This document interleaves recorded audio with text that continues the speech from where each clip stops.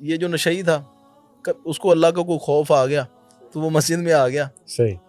तो उसने आगे वजू करना शुरू कर दिया। कोई बंदा ऊपर से आ गया, उसने कहा ए नशई तू मस्जिद में? कहता तकलीफ तो तुझे तब होनी जब तू मुझे जन्नत में देखेगा। तो असल में हम जब जज करने लग जाते हैं ना तो ये भी मसला ठीक नहीं है।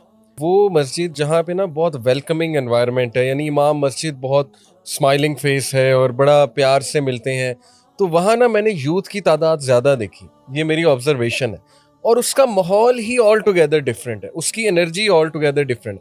कुछ मसाजिद मैंने देखा है कि बहुत ड्राई माहौल है।